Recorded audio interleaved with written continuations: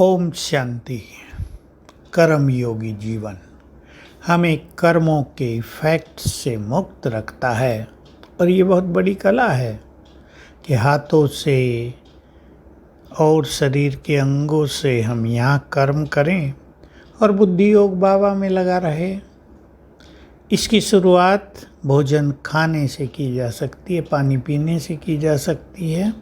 भोजन जब हम खाते हैं तो हमारी बुद्धि तो उसमें लगेगी नहीं, क्योंकि बुद्धि का वो काम नहीं है। हाँ, उनकी बुद्धि अवश्य लग जाती है जो केवल खाने में बिजी हो जाते हैं या आसक्तिवश खाते हैं। तो खाने में बिजी नहीं होना है। भोजन यहाँ कर रहे हैं, हम शरीर को भोजन दे रहे हैं और बुद्धि योग बाबा से लगाए रखना, उससे जुड़े रहना है, उसकी किरणें प्राप्त करते रहना है, कभी उसका आह्वान कर लेना है। तो ये कर्म योग हमें बहुत अच्छे अनुभव कराएगा। मन को हल्का रखना इसके लिए परम आवश्यक होता है। धैर्य चित्त होकर काम करना, जल्दीबाजी में नहीं। जल्दीबाजी में किए गए कामों में योग अच्छा नहीं रहेगा। तो आज सारा दिन बाबा का आह्वान करते रहेंगे और फील करेंगे बाबा ने आते ही अपना वरदानी हाथ मेरे सिर पर रख दिया है। इसके बहुत अच्छे अनुभव होंगे। आप ऐसा समझ लें कि घंटे में एक बार या दो बार इसका आप अच्छा अभ्यास कर लें, थोड़ा सा अटेंशन दे दें। इसमें केवल अटेंशन की बात होती है। कोई भी कर्म शुरू करने से पहले ये कर लेंगे, कर्म एंड होने पे बाबा को शुक्रिया कर देंगे, तब कर लेंगे।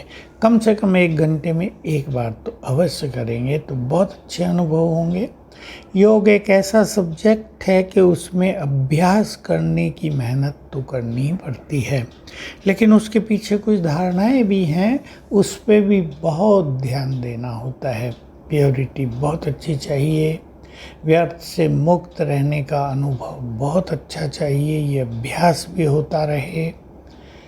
और भी कुछ धारणाएं जो हैं, अंतर्मुखता, धैर्यता, सरलता, इनकी योग अभ्यास की सफलता के लिए बहुत ही आवश्यकता होती है। अगर व्यर्थ सुनने की आदत ज़्यादा है, मोबाइल पे नेट पे बहुत कुछ देखने की आदत ज़्यादा है, तो योग एक स्वप्न ही बनकर रह जाएगा, क्योंकि मन को ये चीज़ें बहुत भटका देंगी। तो हम सभी कर्म योग का अच्छा अभ्यास करें, उससे बल मिलता रहेगा। आत्मा के विकर्म भी धीरे धीरे विनाश होते रहेंगे। भले जैसे हम बैठकर बीज रूप करेंगे, उससे तेजी से विकर्म विनाश होंगे। कर्मों में योग करेंगे, उसमें धीमी गति से होंगे, पर होंगे अवश्य। और इसके अलावा अन्य कई प्राप्तियां होंगी।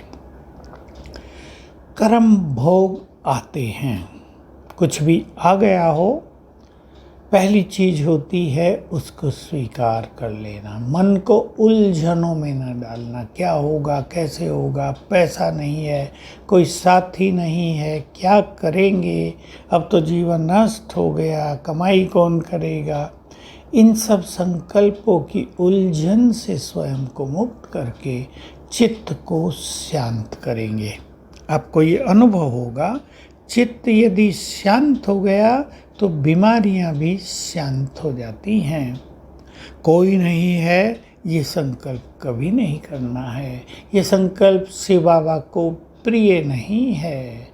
वो सोचता होगा ना, मैं इनको साथ दे रहा हूँ, मैं इनका साथी हूँ, लेकिन ये देहधारियों में इतने अटके हैं कि ये भूल गए और कहते हैं कोई साथ नहीं है।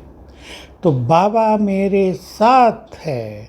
सुप्रीम सर्जन के रूप से उससे याद करो, बुलाओ और एक संकल्प दे दो कि बाबा ये बीमारी है, पैसा भी नहीं है, कोई स्थूल साथी भी नहीं है शारीरिक रूप से, अब आप इसको ठीक करने में मेरी मदद करो। आप प्लानिंग करो, किसी को भेजो, कुछ कराओ और बस आप मुझे स्वस्थ बनाओ।